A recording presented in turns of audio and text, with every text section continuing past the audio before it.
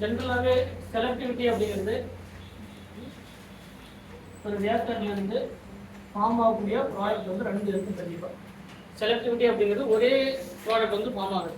இப்போ நம்ம ஸ்டீரியோ ஸ்பெசிஃபிக்னு சொல்கிற மாதிரி 100% ப்ராடக்ட் வந்து செலக்டிவிட்டி எப்பயுமே இருக்காது. ஒன்று ஏ அப்படின்னு சொன்னால் ஒரு ரியாக்டன்ட் ஆர் இருக்குது அப்படின்னா நமக்கு ஏ ப்ளஸ் பி இந்த மாதிரி தான் நமக்கு வந்து ப்ராடக்ட் கிடைக்கும்.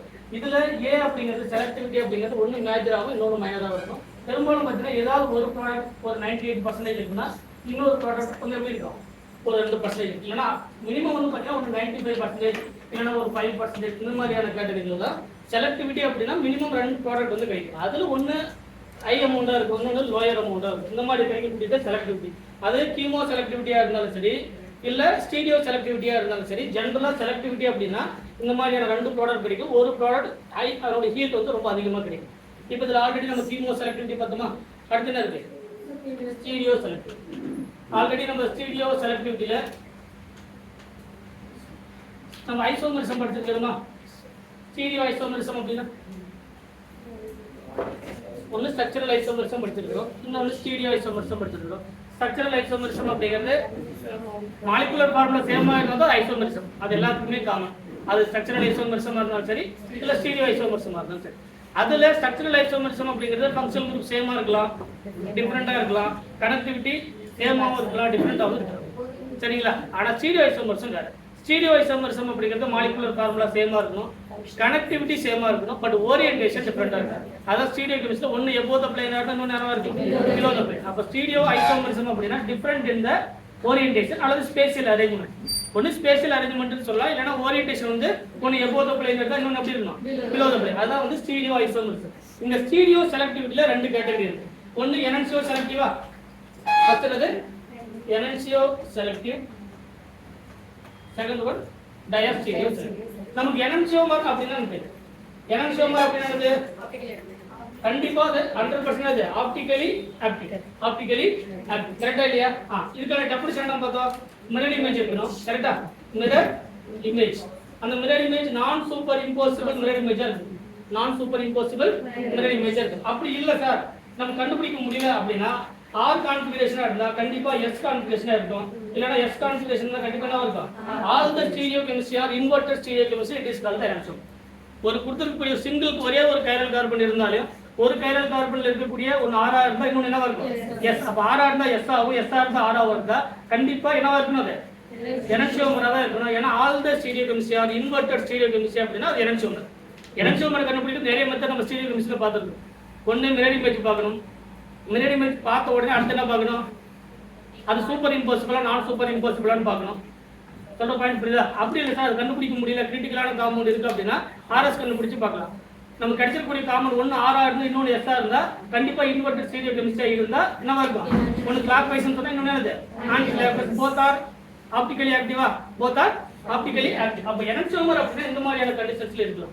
ஐடென்டிக்கல் அப்படின்னா சேமா இருக்கணும். உங்களுக்கு கிடைச்சிருக்கக்கூடிய காம்பவுண்ட் ரெண்டுமே நீ ரொட்டேட் பண்ணும்போது சேமா இருக்கலாம், சரிங்களா. இல்லைன்னா ஆர் இருந்தா ஆர் கிடைக்கலாம், எஸ் இருந்தா எஸ் கிடைக்கலாம், இல்லைன்னா சூப்பர் இம்போசிபிள் ஆகும்.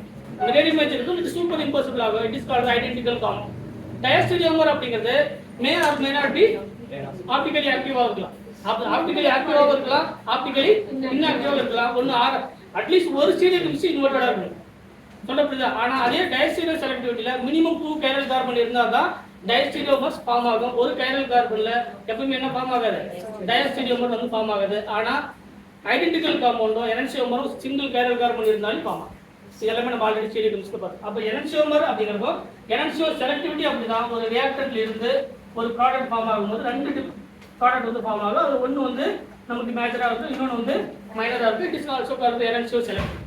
இப்போ இந்த எனன்சியோ செலக்டிவிட்டியில இது நம்ம ஒரு ரியேஜன்ஸ்ல எப்படி எக்ஸ்பிளைன் பண்றது அப்படின்னு பார்த்தீங்கன்னா இப்போ இப்படி ஒரு காம்பவுண்ட் இருக்கு.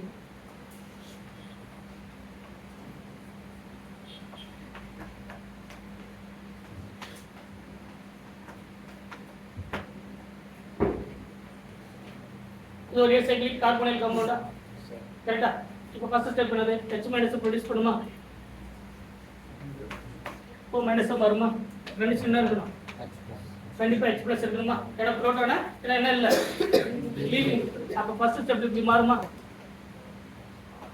O மைனஸா இருக்கும், இன்னொரு கூடியது அடுத்த ஸ்டெப் வந்து என்னது புரோட்டான் அப்ஸ்ட்ராக்ஷனா அடுத்த ஸ்டெப் என்னது புரோட்டான் அப்ஸ்ட்ராக்ஷன் அப்ப இப்போ வந்து என்ன மாறும் OH ஆ மாறும் இல்ல அப்ப இது கீட்டோனா கீட்டோன் என்ன மாறி இருக்கு ஒரு செகண்டரி ஆல்கஹாலா மாறி இருக்கா கீட்டோன் என்ன மாறி இருக்கு செகண்டரி ஆல்கஹாலா மாறி இப்போ இங்க இருக்கக்கூடிய ஆல்கஹாலுடைய ஸ்டீரியோகெமிஸ்ட்ரி எப்படி இருக்கலாம் இது வந்து பிளேன் இருக்கா இது sp2 கார்பன் பிளேன்ல இருக்கு அப்ப பிளேன்ல இருக்கக்கூடிய இந்த கார்பன்ல ஒண்ணு அதனுடைய ஸ்டீரியோகெமிஸ்ட்ரி எப்போதும் பிளேன்ல இருக்கலாம் கரெக்ட்டா ஹைட்ரஜன் இருக்கிறதா இருக்கும் அது மென்ஷன் பண்ண வேண்டிய அவசியம் இல்லை மென்ஷன் பண்ணதா இருந்தாலும் தப்பு அப்ப ஹைட்ரஜன் எப்படி இருக்கலாம் எப்படி இருக்கலாம் இன்னொரு ப்ராடக்ட் எப்படி கிடைச்சிருக்கலாம்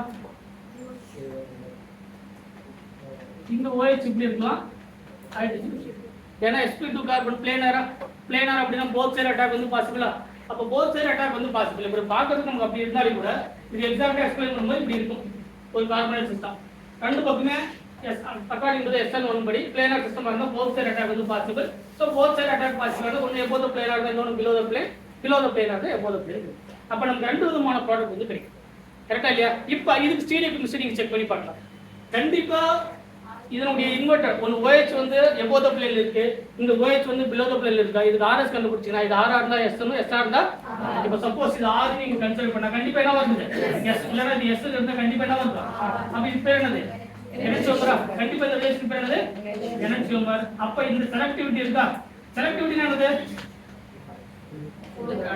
ரெண்டு ப்ராடக்ட் கிடைக்கும் அந்த ரெண்டு ப்ராடக்ட்ல ஒன்னு major of it is called எனர்ஜியோ இது பேர் என்னது எனர்ஜியோ செலக்டிவிட்டி இந்த ரியாக்ஷன் பேர் என்னது எனர்ஜியோ செலக்டிவிட்டி ரியாக்ஷன் பாயிண்ட் புரியுதா ரெண்டு ப்ராடக்ட் கிடைக்கும் ஒன்னு மேஜரா இருக்கும் அது இது மேஜரா இருக்கலாம் இல்லனா இது மைனரா இருக்கலாம் இல்லனா இது மைனரா இருக்கலாம் இது மேஜரா இருக்கலாம் அப்ப ரெண்டு ப்ராடக்ட்ல அட்லீஸ்ட் ஒன்னு வந்து ஒரு 95% கிடைக்கலாம் இல்லனா 98% கிடைக்கலாம் இன்னொரு வந்து லோயர் அமௌண்டா கிடைக்கும் சரிங்களா அதோட ஹீல்ட் வந்து ரொம்ப கம்மியா இருக்கு செலக்டிவிட்டி அப்படினா மினிமம் ரெண்டு ப்ராடக்ட் இருக்கு சொன்ன பாயிண்ட் புரியுங்களா அதுல ஒன்னு அதோட ஹீல்ட் வந்து அதிகமா இருக்கும் இட் இஸ் கால்ட் செலக்டிவிட்டி அப்ப செலக்டிவிட்டில நீங்க நார்மலா சொல்லும்போது நம்ம ஆல்ரெடி கீமோ செலக்டிவிட்டியா இருந்தாலும் சரி இல்ல எனர்ஜியோ செலக்டிவிட்டியா இருந்தாலும் சரி இல்ல டைஸ்டீரியோ செலக்டிவிட்டியா இருந்தாலும் சரி மினிமம் ரெண்டு ப்ராடக்ட் இருக்கு ஒன்னு வந்து அதோட ஹீல்ட் வந்து அதிகமா இருக்கும் கீமோ செலக்டிவ் அப்படினா ஃபங்க்ஷனல் குரூப்பை செலக்ட் பண்ணி ரெடியூஸ் பண்ணுது சொல்ற பாயிண்ட் புரியுதுங்களா அது கீமோ செலக்டிவ் எனர்ஜியோ செலக்டிவ் அப்படினா நமக்கு கிடைக்கக்கூடிய ரெண்டு ப்ராடக்ட்ல ஒன்னு என்னவா இருக்கும் மேஜரா இருக்கும் இன்னொன்னு என்னவா இருக்கும் மைனரா சொல்ற பாயிண்ட் புரியுதுங்களா ஆனா கண்டிப்பா மினிமம் ரெண்டு ப்ராடக்ட்டா இருக்கணும்